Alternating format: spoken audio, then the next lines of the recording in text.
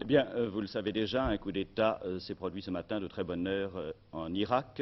Le Premier ministre Nouri Saïd et le prince héritier Abdullah ont été enchaînés, traînés dans les rues, lynchés par la population et ensuite leurs corps ont été brûlés devant le public.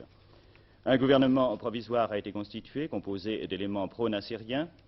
Ce gouvernement a pris des décisions que je vais essayer très rapidement de vous donner. Il a tout d'abord indiqué et envoyé un télégramme au colonel Nasser, lui indiquant que la nouvelle République irakienne reconnaissait la République arabe unie, que l'Irak quittait l'Union irako-jordanienne, que l'Irak ne reconnaissait plus le pacte de Bagdad. Une réunion aujourd'hui devait se tenir de ce pacte à Istanbul. Et enfin, que la loi martiale était proclamée en Irak. Regardez cette carte. Je crois que la gravité de la situation au Moyen-Orient, en fonction de ce que je viens de vous dire très rapidement, que cette situation, la gravité de cette situation plutôt, n'est pas une vaine formule. L'Irak, 445 000 km², soit les 4/5 de la France, 4 800 000 habitants, dont les 9/10 sont musulmans. L'importance de l'Irak venait surtout de sa position géographique, cette carte vous le dit assez, des frontières orientales de la Syrie au golfe Persique, de sa position politique, le pacte de Bagdad, auquel j'ai fait allusion il y a un instant, qui a été créé en 1956 avec pour partenaires, vous le savez, l'Iran, la Turquie, le Pakistan, la Grande-Bretagne et, à un moindre degré sans doute, les États-Unis. Une position politique également importante par la création au début de l'année et pour répondre à la République arabe unie créée par Nasser d'une union irako-jordanienne. Mais puisqu'aussi bien, on peut aussi dire, d'ailleurs, rappeler d'un mot, que la production globale était de pétrole, bien entendu, car l'importance de l'Irak, c'est le pétrole également, était de quelques 35 millions de tonnes par an, et puisqu'aussi bien je viens de parler de pétrole, que cette affaire concerne au premier chef, sans aucun doute, les Britanniques, et bien je vais demander à Jacques Salbert de nous donner immédiatement les réactions dans la capitale britannique.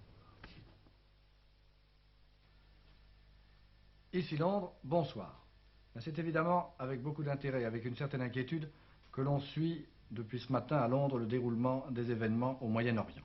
Car en effet, les événements d'Irak posent au gouvernement britannique un certain nombre de problèmes.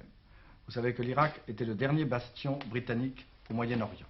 La révolution qui s'est effectuée aujourd'hui risque de marquer la fin de l'influence britannique dans toute cette région du globe. Nous avons d'abord eu la nationalisation des pétroles d'Abadan et le gouvernement de M. Mossadegh. Il y eut ensuite le départ de Glob Pacha de la Jordanie. Il y eut ensuite la perte du contrôle du canal de Suez. Et il y a aujourd'hui cette révolution en Irak qui marque la fin du gouvernement Nouri es-Saïd. Nouri es-Saïd étant le Premier ministre d'Irak, vieil ami fidèle de la Grande-Bretagne. Donc un certain nombre de questions se posent ce soir au gouvernement. M. Macmillan est du reste actuellement, au moment même où je vous parle, au 10 Downing Street avec ses ministres en train d'étudier les questions. Et j'ai demandé à Sylvain Mangeot, qui est spécialiste des questions étrangères au News Chronicle, de bien vouloir répondre à ces questions précises. D'abord, est-il possible que la Grande-Bretagne envisage une intervention militaire en Irak, à l'issue du coup d'État de ce matin? Non, je ne crois pas, parce que ça serait uniquement sous l'accord du pacte de Bagdad, et il n'est prévu qu'une intervention n'est prévue que dans une cas d'agression. D'après ce qu'on sait jusqu'à présent, cette révolution est une vraie révolution intérieure qui s'est faite par des Irakiens et non pas par des Égyptiens déguisés en Irakiens. D'accord.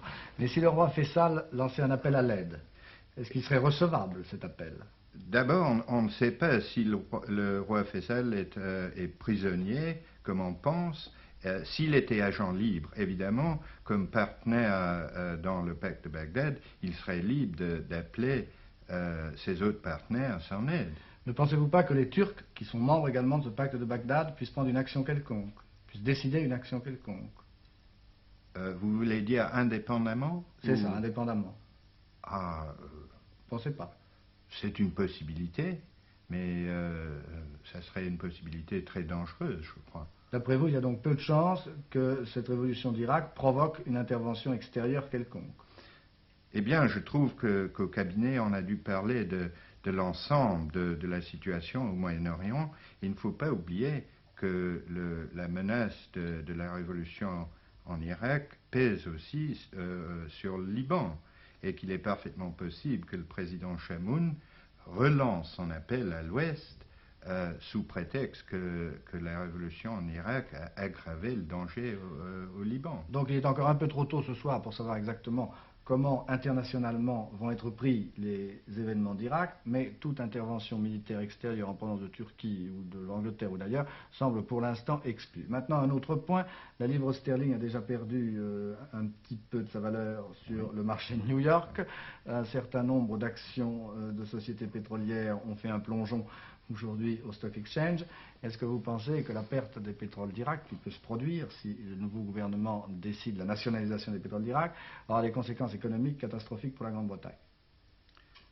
Ou disons graves, sérieuses, ne disons pas catastrophiques. Oui, certainement graves, parce que rien que la seule compagnie de l'Irak Petroleum représente, je ne sais pas, des capitaux dans l'ordre de 200 millions de livres sterling, je crois. Ce qui est quand même appréciable.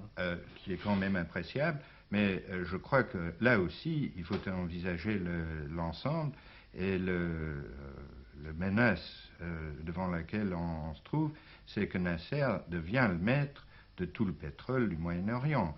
Parce qu'à mon avis, si cette révolution réussit à s'établir en Irak, oui.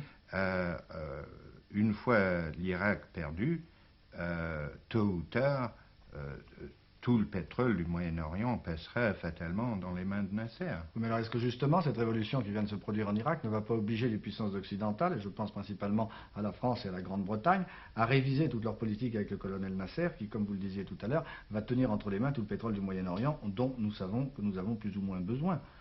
Ça dépend de la politique de Nasser, mais je crois que de son côté, si réellement un jour il devient maître de tout ce pétrole, il doit continuer à le vendre dans un marché quelconque.